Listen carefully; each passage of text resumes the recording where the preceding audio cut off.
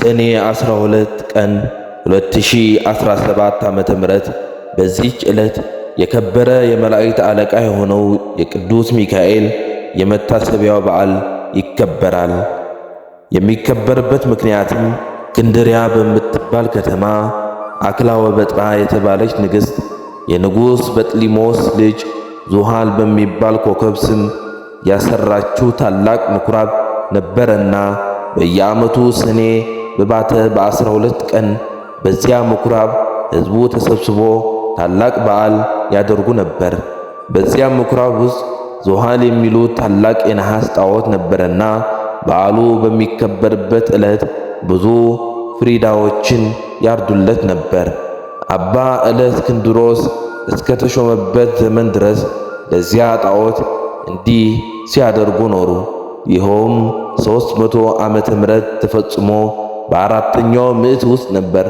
አባ እለእስክንድሮስ በእስክንድርያ ከተማ ሊቀ ጵጵስና በተሾመ ጊዜ ጻድቅ ቆስጠንጢኖስም በነገሰ ጊዜ የክርስትና ሃይማኖት ስለተስፋፋች ያን ጣዖት ሊሰብረው ወዶ ሳለ ጎስቋሎች ሰዎች ከለከሉት። እንዲህም አሉት፣ እኛ በዚህ ቦታ ይህን በዓል ማክበርን ለምደናል። እነሆ ካንተ በፊት 18 ሊቃነ ጳጳሳት አልፈዋል። ይህ ልማዳችንንም አልለወጥብንም። አባ እለእስክንድሮስ ግን ገሰጻቸው፣ አስተማራቸው። ስህተታቸውንም በመግለጥ እንዲህ አላቸው፣ ይህ ጣዖት የማይጎዳና የማይጠቅም ነው። እርሱንም የሚያመልክ ሰይጣናትን ያመልካቸዋል። ምክሬንስ ብትሰሙ ቀድሞ እንደነበረ አድርጌ ይህን በዓል እሰራላችኋለሁ። ይኸውም ጣዖቱን እንድንሰብረው ምኵራቡንም እንድናባርከውና በነበረ መልአክ በመላእክት አለቃ በቅዱስ ስም ሚካኤል ቤተ ክርስቲያን አድርገን እንድንሰይመው ነው። እኛም ይህ ታላቅ በዓል እንሰራለን። የሚታረዱትንም ላሞች፣ በጎች ለድሆችና ለጦም አዳሪዎች ለችግረኞችም በከበረው መልአክ ስም ምግብ ይሁኑ። እርሱ በእግዚአብሔር ዘንድ ባለሟልነት ያለው ስለሆነ ስለኛ ያማልዳል። ይህንንም ብሎ በዚህ በጎ ምክር አስወደዳቸው።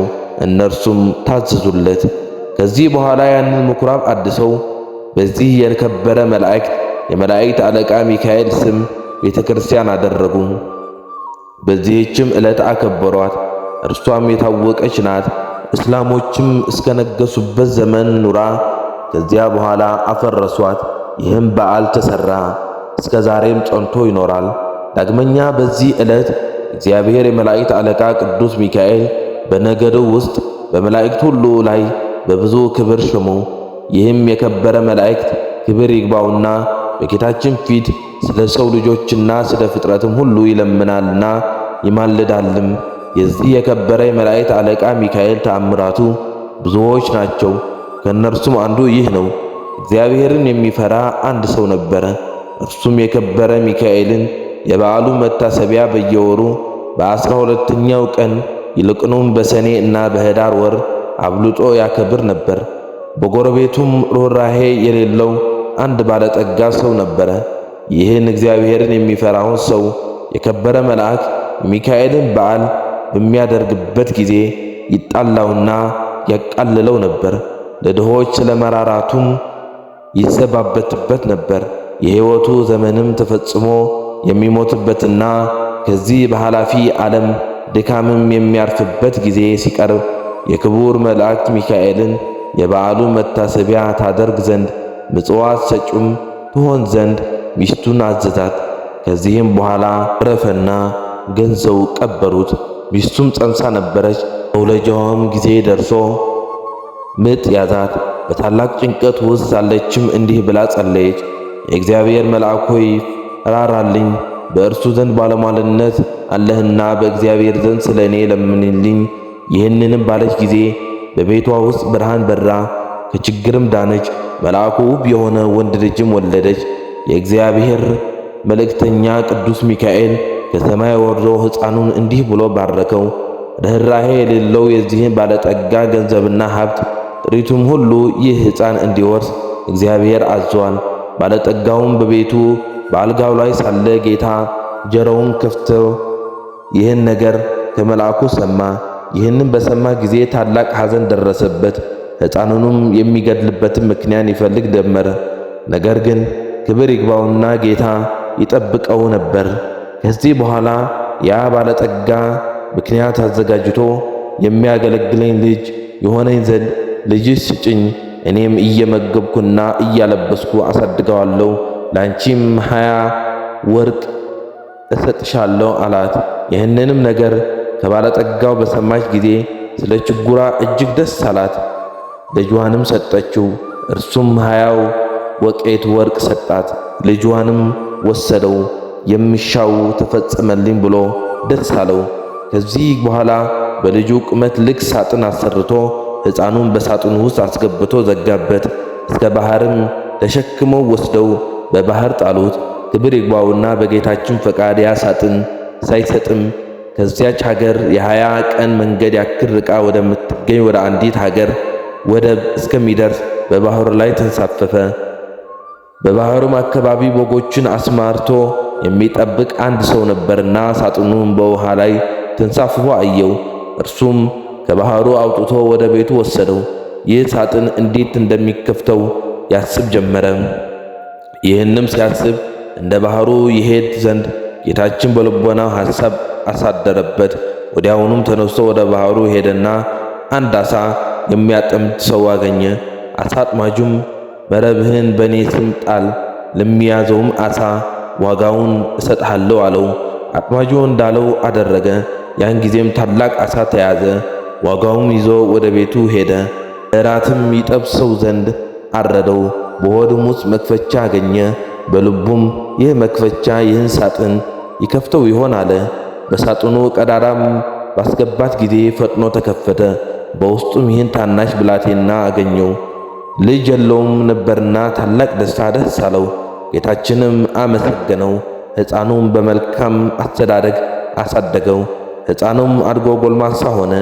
ከብዙ ዘመናት በኋላ ያ ባለጠጋ ተነስቶ ወደዚያች አገር ሄደ። በመሸም ጊዜ ወደ በግ ጠባቂው ደጅ ደረሰ። በግ ጠባቂውም እስከ ነገ የምናድርበት ማደሪያ በአንተ ዘንድ እናገኛለን፣ ኪራዩንም እሰጥሃለሁ አለው። በግ አርቢውም እንዳልኸኝ ይሁንልህ አደር አለው። ባለጠጋውም በዚያች አደረ።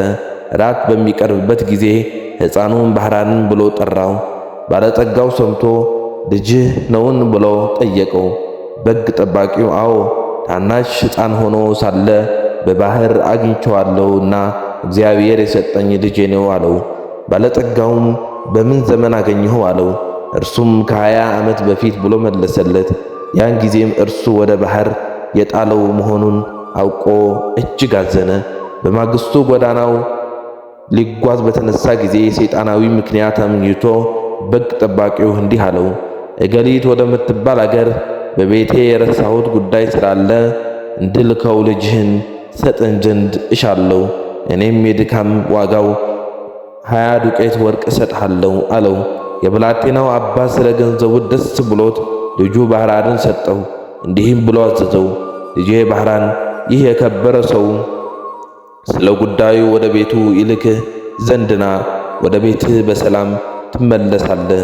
ያን ጊዜም ባለጠጋው ወደ መጋቢው እንዲህ ብሎ ደብዳቤ ጻፈ። ይህችን ደብዳቤ የምታነባት ጊዜ ደብዳቤውን ይዞ የመጣው ገድለህ በጉድጓድ ውስጥ አለው። ማንም አይወቅ። በመካከላቸውም የሚታወቅበትን ምልክት ጽፎ አሸጋት። ለባህራንም ሰጠው። ለመንገዱም የሚሆነውን ስንቅ ሰጠው። ባህራንም ተነስቶ ጉዞውን ጀመረ። ሲጓዝም ሰንብቶ የአንዲት ቀን ጉዞ ሲቀረው እነሆ የመላእክት አለቃ የከበረ መልአክ ሚካኤል በንጉሥ ጭፍራ አምሳል በነጭ ፈረስ ላይ ተቀምጦ አንተ ጎልማሳ የያዝከው ምንድነው? አለው። ወደ እገሌ ሀገር ወደ ቤቱ ለማድረስ ከአንድ ባለጠጋ የተጻፈች መልእክት ናት አለው። ያችን ደብዳቤ አሳየኝ አለው። እርሱም ስለፈራ ሰጠው። በዚያን ጊዜ የከበረ መልአክ ሚካኤል ያችን የሞት መልእክት ደመሰሳት። የእርሷ ፋንታም በንፍሃት ለውጦ እንዲህ ብሎ ጻፈ። ይችን ደብዳቤ ይዞ ለመጣ ባህራን ለሚባል ሰው ይቺ ደብዳቤ ደርሳ የምታነብባት ጊዜ ልጄ እገሊትን አጋቡት፣ በውስጥና በውጪ ያለ ንብረቴን፣ ጥሪቴን፣ በወንዶችና ሴቶች ባሮቼን፣ ጠቅላላ ንብረቴንም አውርሼዋለሁና የፈለገውን ሊያደርግ ሥልጣን ሰጥቼዋለሁና እኔ አትጠብቁኝ። እኔ ብዙ እዘገያለሁ። እኔ ሹም እገሌ ሆይ በእኔና በአንተ መካከል ይቺ መልእክት እነኋት። ከዚህ በኋላ አሽጎ ለባሕራን ሰጠው። ወደ ባለ ጠጋው ቤት ሄደ። ይችን ደብዳቤ ለሽሙ ስጠው፣ ለጎዳውም እኔ እንደ ተገኘሁ አትንገረው፣ እንዳይገድልህም ይህ የሞት ደብዳቤ ለውጬልሃለሁ አለው። ባሕራንም እሺ ጌታዬ፣ ያዘዝከኝ ሁሉ አደርጋለሁ አለ። ባሕራንም ወደ ባለ ጠጋው ቤት በደረሰ ጊዜ ያችን ደብዳቤ ለሽሙ ሰጠው። ባነበባት ጊዜ በመካከላቸው ያለውን ምልክት አገኘ። አስተውሎም እርግጠኛ እንደሆነ አወቀ። ከዚህም በኋላ ለባሕራን ሰርግ አዘጋጅቶ እንደሚገባ ለቤተ ክርስቲያን ሥርዓት በተክሊል የባለ ጠጋውን ልጅ አጋቡት። 40 ቀን ያክልም ደስታና ሐሴት እያደረጉ ኖሩ። ከዚህ በኋላ ባለጠጋው ከሄደበት መመለሻው ጊዜ ሆኖ በደስታ የሆነውን በመሰንቆና የእንዚራ ድምፅ ሰምቶ ይህ የምሰማው ምንድነው ብሎ ጠየቀ። እነርሱም ስሙ ባሕራን ለተባለ የአንተ ደብዳቤ ላመጣ ጎልማሳ ሰው ልጅህ እገሊትን አጋቡት። እነሆ ለ40 ቀናት በሰርግ ላይ ነው። ሕዝብህና ጥሪትን ሁሉ ወንዶችና ሴቶች ባሮች አንተ እንዳዘዝ ሰጥተውት አሉት። ይህም በሰማ ጊዜ ደንግጦ ከፈረሱ ላይ ወደቀ፣ በድንገትም ሞተ። ባሕራንም በጎ ሥራዎችን የሚሠራ ሆነ። የተገለጠለትና ከመገደል ያዳነው የመላእክት አለቃ የከበረ መልአክ ሚካኤል እንደሆነ ሊገድለው የሚሻው የባለጠጋውን ጥሪት ሁሉ ያወረሰውም እርሱ እንደሆነ ተረዳ። የዚህንም የከበረ የመላእክት አለቃ ሚካኤልን መታሰቢያ በየወሩ ያደርግ ጀመረ። ቤተ ክርስቲያንም ሰራለት። የቅዱስ ሚካኤልን ስዕሉን አስሎ በቤተ ክርስቲያኑ ውስጥ አደረገው። ከእርሱም ብዙዎች ድንቆች ተአምራቶች ተገለጡ። ባሕራንም ቅስና ተሽሞ እስከ ዕለተ ሞቱ በዚያች ቤተ ክርስቲያን ውስጥ የሚያገለግል ሆኖ ኖረ። በዚህ የከበረ የመላእክት አለቃ ሚካኤል አማላጅነት ከእናቱና ከአባቱ ከወላጆቹም ጋር የዘላለም ሕይወትን ወረሰ።